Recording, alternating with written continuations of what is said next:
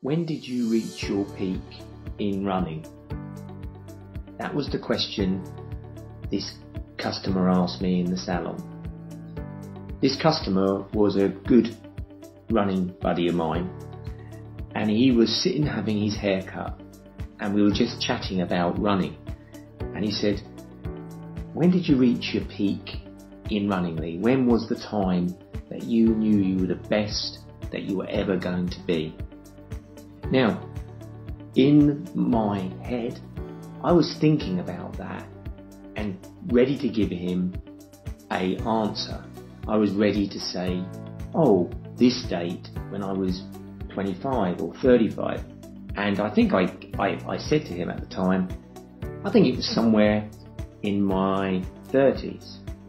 But in my heart, I was thinking something else. I was thinking, I'm not at my peak yet. I'm only 52. I could get faster. I could get quicker. I could get fitter. But was I getting faster? Was I getting fitter at that particular time? And the truth was, no. And why was that? Well, I think a lot of it was to do with the fact that a bit of me, deep down, had kind of settled, had kind of accepted that, yeah, my peak was behind me. And over a year or so, I started to run more. But I didn't just start to run more. I started to look at how I run, how I ran as a 50-year-old man, the changes I needed to make, the fact that my training had to be more effective, not as much mileage perhaps, and also I had to look at how I strengthened my body to be able to be more injury free. And also, though I'm not the most flexible person, I needed to be more flexible, but only in the respect of having functional flexibility. And here I sit, writing this now, and I'm 56, and I'm now running quicker than I was when I was 35. Is it as easy? No.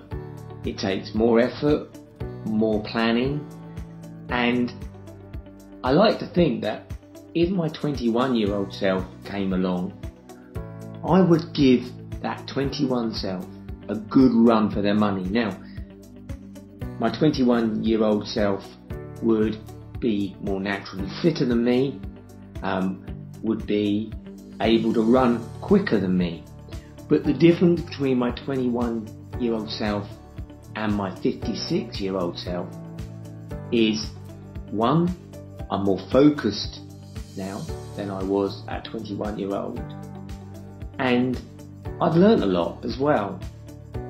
So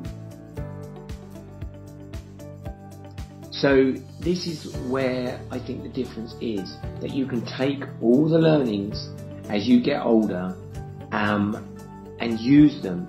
It doesn't mean that just because you're 45, 55 or 65 that you can't improve your running.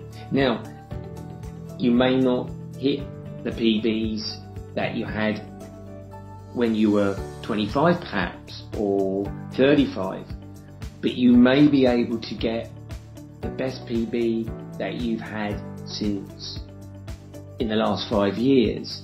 It doesn't all have to be downhill, and that's where I'm really thankful for that conversation in my hair salon with that customer that day, because I often think back to that and it made me kind of stop and think, what was my peak and what do I want it to be?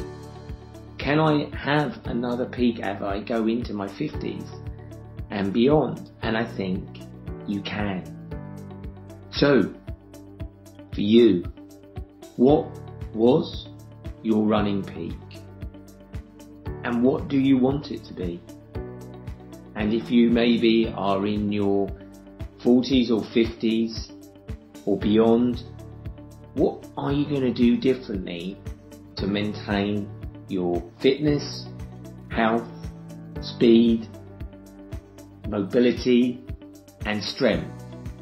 Or are you going to just let it become a steady decline and accept that based on what everybody else says? Well, you're older. Well, it was going to happen.